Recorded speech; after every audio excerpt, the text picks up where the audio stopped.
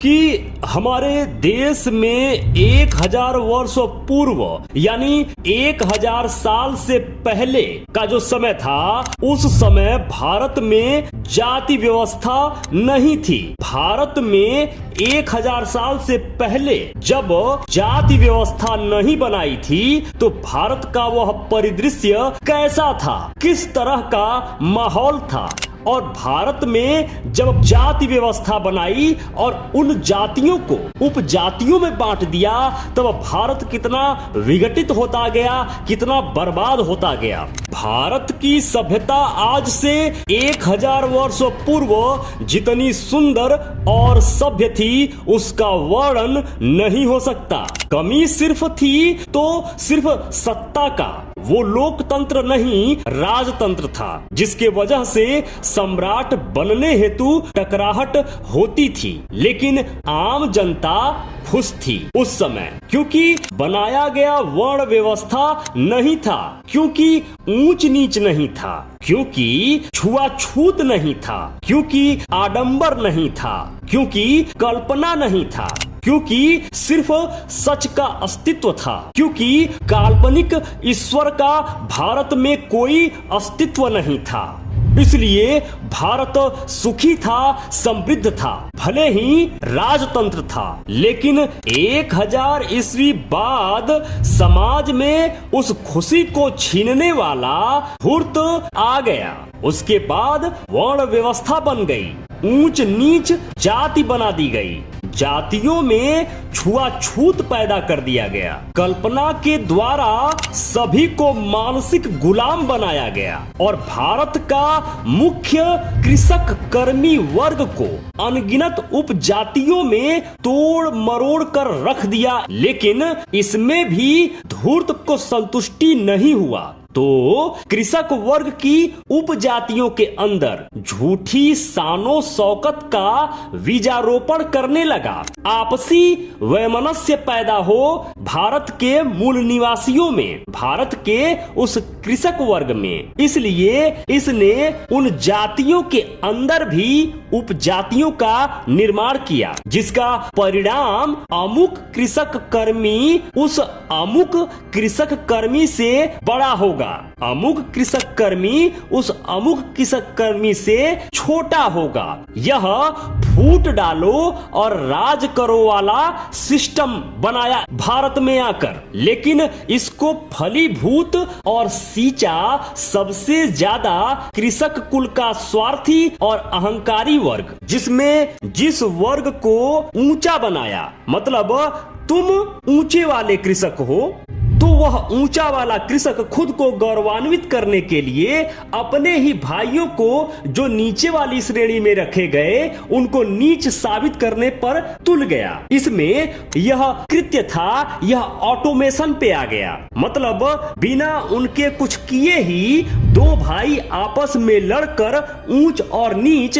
खुद को साबित करने लगे, और यह सैकड़ों सालों तक चलता रहा, जो आज भी चल रहा है।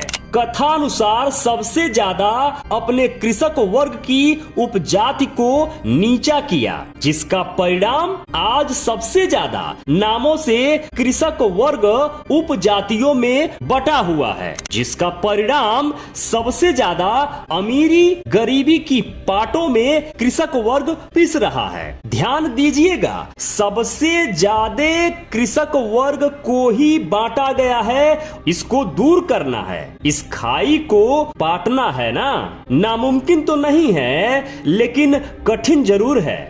जैसे इंसान का शरीर शराब पीने का मानसिक गुलाम हो जाए और उस व्यक्ति का किडनी काम करना कम कर दे, तो क्या उस व्यक्ति के द्वारा शराब सेवन करने के उपरांत भी दवा काम करेगी? नहीं ना। ठीक उसी प्रकार किसी भी सामाजिक या पारिवारिक सिस्टम में कोई गड़बड़ी आ जाए तो उसको ठीक करने हेतु उसका कारण जानना अति आवश्यक होता है। भारत के मूल निवासी अपने में ही, खुद में ही, तुम ऊंचे वाले हो, तुम नीचे वाले हो, तुम हमारी जाति में सबसे नीचे वाले हो, तुम हमारी जाति में सबसे ऊपर वाले हो, खुद ही अपने भाइयों से लड़कर कटकर मर रहे हैं। जो चाल यह 1000 साल पहले चले थे, आज वह चाल बिना इनके कुछ किए भारत के मूल निवासी उनके ही मिशन को जाने अनजाने आगे बढ़ा रहे हैं, जो अपने ही लोगों से लड़ रहे हैं कि तुम ऊंची जाति के हो, तुम नीची जाति के हो, जबकि भारत के सभी मूल निवासी हैं, वह प्राचीन बौद्ध हैं। जब आप कारण जान जाएंगे तब बिना कारण को ही सही किए न सिस्टम ठीक होगा। आप लाख प्रयत्न कर लें, जितना मर्जी उतना सर पीट लें, लेकिन सामाजिक और पारिवारिक कुछ भी हो, सही या दुरुस्त कभी नहीं हो सकता।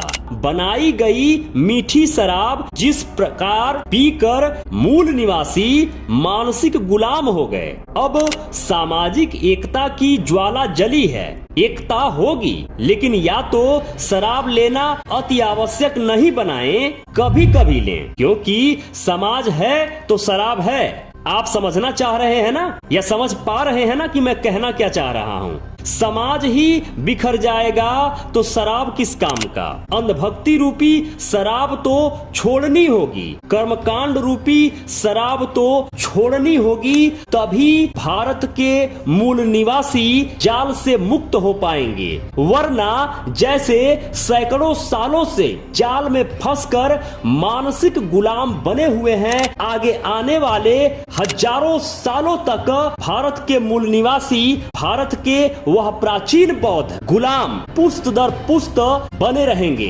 आपको पुनः बुद्ध धम्म, जो आपका मूल धम्म है, भारत का प्राचीन मूल धम्म है, उसमें आपको घर वापसी करनी होगी। तभी इस देश को पुनः बुद्ध का विश्व गुरु भारत, सम्राट अशोक का अखंड भारत, वह सोने की चिड़िया भारत बनाया जा सकेगा।